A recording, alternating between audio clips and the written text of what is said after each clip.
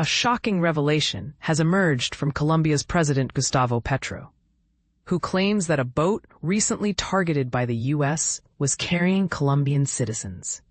This allegation has sparked a heated debate and raised serious concerns about international law and the use of military force. The U.S. has been conducting strikes in the Caribbean, resulting in the deaths of 21 individuals. While the U.S. government claims these strikes are targeting narco-traffickers, they have provided no concrete evidence or details about the individuals involved. This lack of transparency has led to widespread condemnation across the region. But here's where it gets controversial. The U.S. Senate rejected a measure that would have prevented President Donald Trump from authorizing these strikes. This decision has sparked a heated debate among lawmakers, with some questioning the use of military force and the potential breach of international law.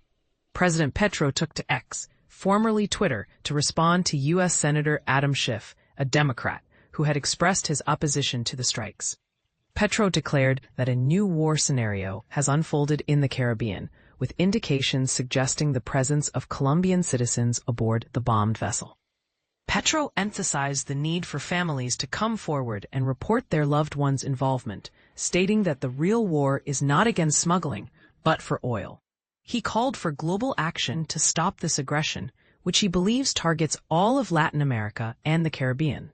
However, Petro's claims have been met with skepticism and denial from the White House, which called his statement baseless and reprehensible. The U.S. administration maintains its commitment to cooperation with Colombia on shared priorities. Despite their policy differences, the U.S. justifies its strikes, which began on September 2nd, by alleging that the targeted vessels off the coast of Venezuela were carrying illegal drugs.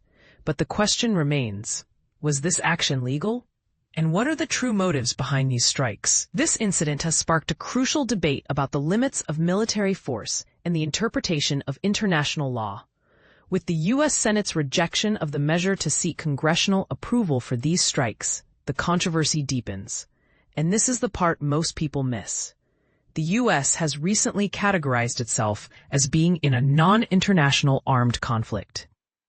This classification allows the administration to invoke wartime powers, including the authorization to kill enemy fighters, even if they pose no immediate threat.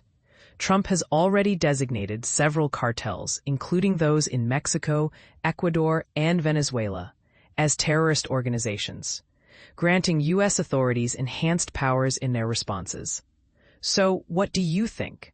Is this a necessary step to combat drug trafficking, or does it cross a dangerous line? The comments section is open for your thoughts and opinions on this complex and controversial issue.